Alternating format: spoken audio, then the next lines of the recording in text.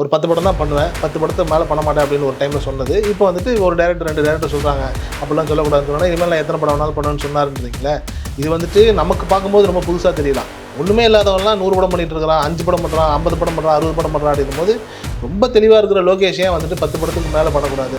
Master 2 இருக்குது, அப்போது நான் தான் அடுத்த தளபதி, நான் தான் மாஸ்டர் 2 ஜேடியா நான் தான் நடிக்க போகிறேன்னு சிவகார்த்திகேயன் மைண்டில் தேவையில்லாமல் ட்ரிகர் பண்ணி விட்டார். ஏன்னா நிச்சயமாக விஜய் வந்து நடிக்க மாட்டார். அப்போ நடிக்க மாட்டார் அப்படின்னும் போது இப்போ மாஸ்டர் படத்தை யார் பண்ணுறது? சிவகார்த்திகேயன். இப்போ நிச்சயமாக லோகேஷ் சிவகார்த்திகேயன் காம்பினேஷன் நடந்துச்சுன்னா ஒரு மிகப்பெரிய ஒரு வியாபாரம் நடக்கும், ஒரு மிகப்பெரிய ஒரு பிஸ்னஸ் நடக்கும் போது அடுத்த எம்ஜிஆர்னு விஜயை பார்க்குற நாமளே ஜேடி கதாபாத்திரத்தில் விஜய் அக்செப்ட் பண்ணிக்கிட்டோம். எந்த ஸ்டாரை எப்படி காட்டினா மக்களுக்கு புதுசாக தெரியுங்கிறது வந்துட்டு லோகேஷை தவிர அவர் யாருக்குமே தெரியும். லோகேஷ் வந்து எக்ஸ்ட்ராடனரியான ஒரு மனிதர் இந்த விதத்தில். ஏன்னா விஜயவே அவர் வந்துட்டு மாஸ்டர்ல லியோலே ஹேண்டில் பண்ண விதம் இருக்கு இல்லையா, இது வரைக்கும் விஜயை பார்க்காத ஒரு டோன் இருக்கு. ஏன்னா யாரை வேணாலும் ஹேண்டில் பண்ணிடலாம், எந்த கேரக்டர் ஆர்டிஸ்ட் வேணாலும் ஹேண்டில் பண்ணிடலாம், சூப்பர் ஸ்டார்ஸை ஹேண்டில் பண்ணுறது கஷ்டம். ஆக்சுவலி ரஜினியும் கமலும் சேர்ந்து பண்ணுற மாதிரி தான் வந்து லோகேஷ் அவர்கள் முதல் ரஜினி கிட்ட சொல்லி கூலிக்கு முன்னாடி சொன்ன ஸ்கிரிப்டே அப்படி தான். சிக்கல் என்ன அப்படின்னா கமல் ஒத்துப்பாரு, ரஜினி ஒத்துக்க மாட்டாங்க. இன்றளவும் ரஜினியையும் கமலையும் நம்ம கொண்டாடுவதற்கான காரணமே என்னன்னா 2 பேருமே உச்சம்னு மக்களை நாம் வந்துட்டு நம்ப வச்சுட்டே இருக்கலாம். இதில் ஏதாவது ஒரு இடத்துல வந்துட்டு எங்கேயாவது ஒரு இடத்துல 2த்துல 1 தான் உச்சம், இன்னொன்று உச்சம் இல்லைங்கிற மாதிரியான ஒரு நிலை வந்துடுமோங்கிற தயக்கம் வந்துட்டு ரஜினிக்கு எப்பவுமே உண்டு. லோகேஷ் வந்துட்டு ஒரு பிரில்லியண்டான ஃபிலிம் மேக்கர். அது லோகேஷோட ரசிகர்கள் டிசப்பாயிண்ட் ஆகிறாங்களோ இல்லையோ, அதை விட ரொம்ப முக்கியம் வேட்டையனுக்கு அப்புறம் நாம் வந்துட்டு சூப்பர் ஸ்டாரை வந்துட்டு ஒரு படத்தில் பார்க்க போகிறோம் அப்படின்னும் போது அப்போ நாங்கள் யாரும் டிசப்பாயிண்ட் ஆகிடக்கூடாது. 50க்கும் மேற்பட்ட உலக நாடுகளில் 100 கோடிக்கும் அதிகமான ஆகாயம் தமிழ் பார்வையாளர்களுக்கு பேரன்பும் திருநன்றி. ஆகாயம் தமிழ் நேயர்கள் எல்லாருக்கும் அன்பு வணக்கம். இன்னைக்கு நம்ம கூட அஷ்ரப் அண்ணா தான் இணைஞ்சிருக்காரு. வணக்கம்ண்ணா. வணக்கம். எப்படி இருக்கீங்க? சிறப்பாக. நான் லோகேஷ் கனகராஜுக்கு தமிழ் சினிமாவில் கிட்டத்தட்ட ஒரு பெரிய ஃபேன் பேஸ் இருக்கு. லோகேஷ் கனகராஜ் முன்னாடி சொல்லியிருக்காரு என்னன்னா ஒரு 10 படம் தான் பண்ண போறேன், பண்ணிட்டு நான் சினிமா விட்டு குவைட் ஆக போறேன் அப்படின்னு சொல்லியிருக்காரு. இப்போ ரீசெண்ட் டைம்ல அவர் எடுக்கிற படங்களுக்கு எல்லாருக்குமே ஒரு பெரிய ஹைப் இருக்கு.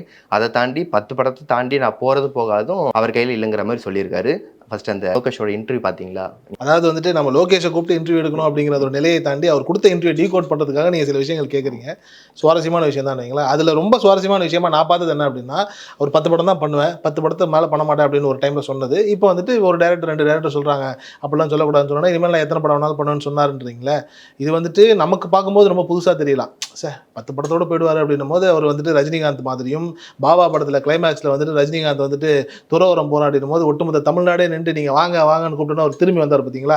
அப்படி இப்போ திரும்பி வந்து இதுக்கப்புறம் 10 படத்துக்கு மேலே எடுப்புங்கிற மாதிரியான ஒரு இமேஜ் நம்ம கொடுத்துட்ருக்கோம். அவர் அழகாக தெளிவாக என்ன பண்ணிட்டார் அப்படின்னா நம்மளை பேச வைக்கிறதுக்காக ஒரு விஷயத்த பண்ணிட்டு போயிட்டார். 10 படம் தான் பண்ணுவேன் அப்படின்னும் போது உடனே நமக்கு ஒன்றுமே இல்லாதவங்களாம் 100 படம் பண்ணிட்டு இருக்கிறான், 5 படம் பண்ணுறான், 50 படம் பண்ணுறான், 60 படம் பண்ணுறான் அப்படின்னும் போது ரொம்ப தெளிவாக இருக்கிற லோகேஷ் ஏன் வந்துட்டு 10 படத்துக்கு மேலே பண்ணக்கூடாது அப்படிங்கிற மாதிரியான ஒரு புரிதல். ஆனால் ஒன்றுமே இல்லாமல் 100 படம் பண்ணிட முடியாதுங்கிறது அது வேறு விஷயம் வைங்களேன். அப்படின்னும் போது அவர் அதை வந்துட்டு பர்ஃபெக்டாக ஒரு மார்க்கெட்டிங் ஸ்ட்ராட்டஜி மாதிரி சொல்லிட்டாரு. இன்றைக்கி அதை வந்துட்டு அவரே வாபஸும் வாங்கிக்கிட்டாரு. ஒரு அரசியல்வாதியினுடைய அடுத்த கட்டமாக அவர் தெளிவாக வந்துட்டு அரசியல்வாதிகள் ஒன்று சொல்லுவாங்க ஒன்று மாற்றுவாங்க இல்லையா, அதே மாதிரி மாற்றிக்கிட்டாரு. அது நல்ல ஒரு மூவ் தான். அவரோட ஃபிலிமில் பார்த்தா மாஸ்டர் லியோ 2மே விஜய் வச்சு பண்ணுது.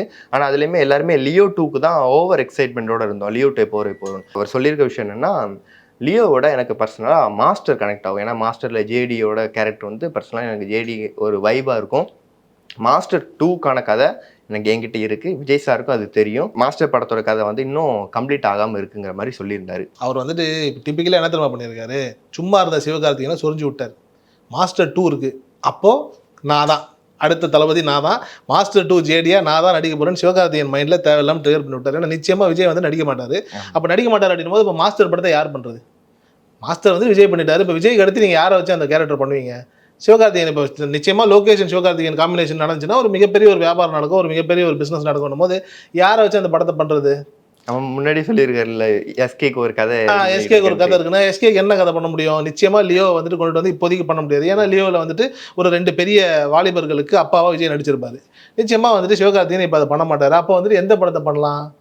கண்டிப்பாக என்ன பண்ண முடியும்? மாஸ்டர் 2 வந்துட்டு தூக்கி கொண்டு போய் இருக்கவே இருக்கிற நம்ம ஐயா சாமிங்கிற மாதிரி கொண்டு போய் சிவகார்த்திகேயன் கொடுக்க வேண்டியது தான். அவர் அழகாக நடிச்சு கொடுக்க போகிறாரு. ஏன்னா நீங்கள் யோசிச்சு பாருங்களேன், இப்போ இதுக்கு முன்னாடி லோகேஷ் பண்ண விக்ரம் படத்தையும் சிவகார்த்திகேயன் பண்ண முடியாது.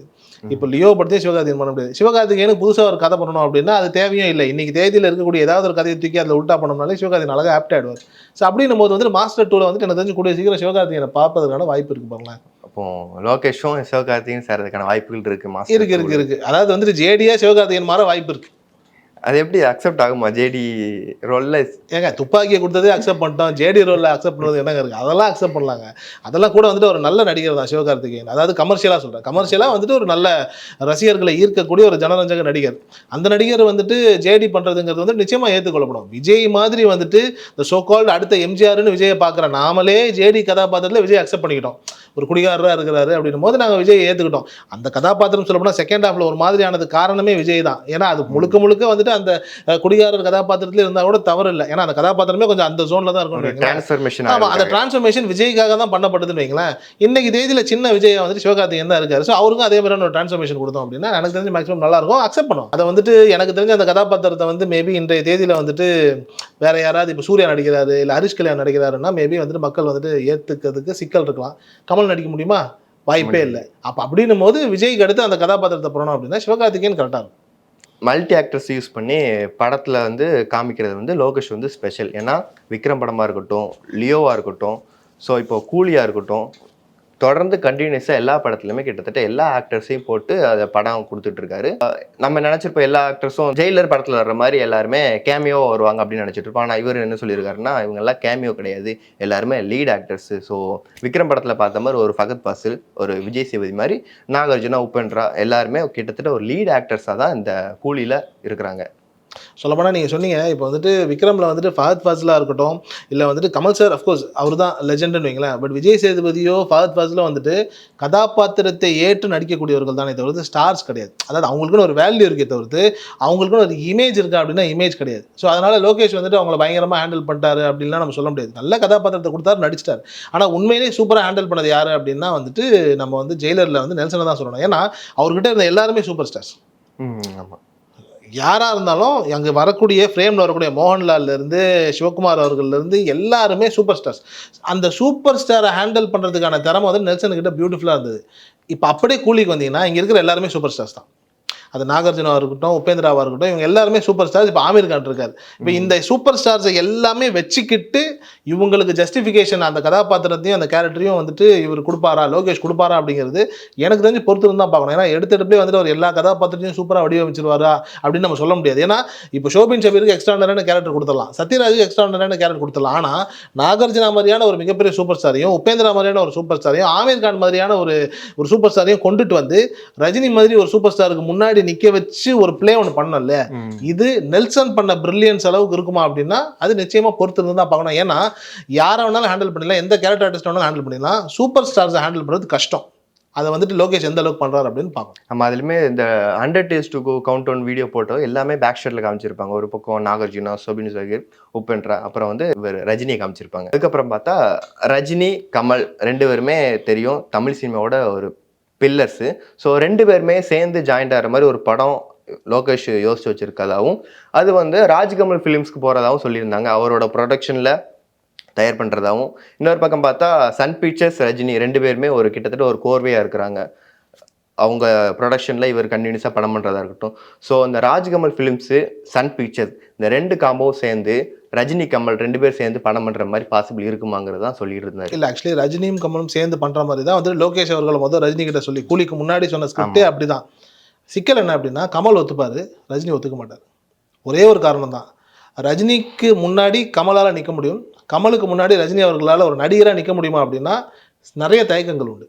ரஜினி அவர்களால் நின்று நடிக்கிறாரு நடிக்கலைங்கிறதெல்லாம் தாண்டி கமல் அப்படிங்கிற அந்த ஒரு ஃப்ரேம், அந்த ஒரு இமேஜ் இருக்கு இல்லையா. என்ன காரணம் அப்படின்னா இன்றளவும் ரஜினியையும் கமலையும் நம்ம கொண்டாடுவதற்கான காரணமே என்னன்னா 2 பேருமே உச்சம்னு மக்களை நாம் வந்துட்டு நம்ப வச்சுட்டே இருக்கிறாங்க.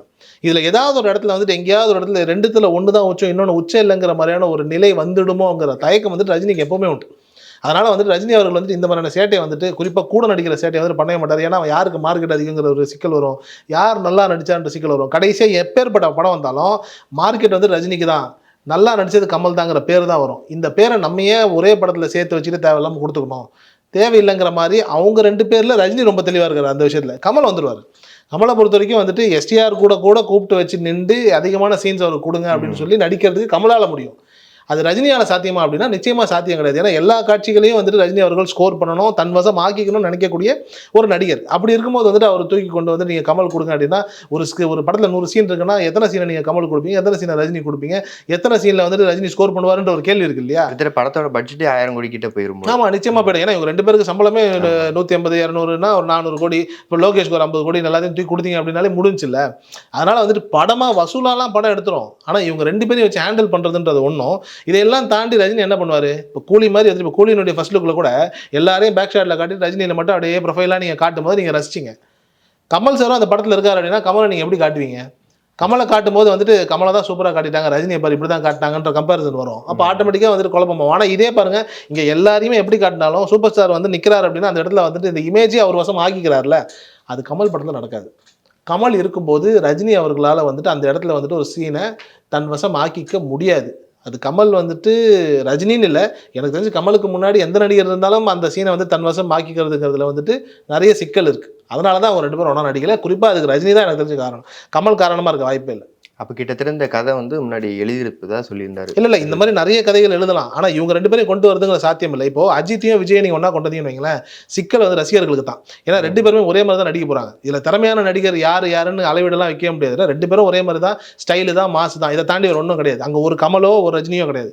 2மே கணக்குப்படி ஒரு ரஜினி பாணியில் இருக்கக்கூடிய 2 நடிகர்கள் தான். ஸோ இவங்க நடிக்கிறாங்க அப்படின்னா அந்த பட்ஜெட்டு தான் சிக்கலாகுமே தவிர்த்து அந்த ரசிகர்கள் தான் அதை ஏற்றுப்பாங்களா இல்லையாங்கிறது சிக்கலாக இருக்கே தவிர்த்து வேற எந்த சிக்கலும் இல்லை. ஆனால் ரஜினியும் கமலும் ஒன்றா ஃப்ரேமில் வராங்கன்னா ரஜினி வேற, கமல் வேற.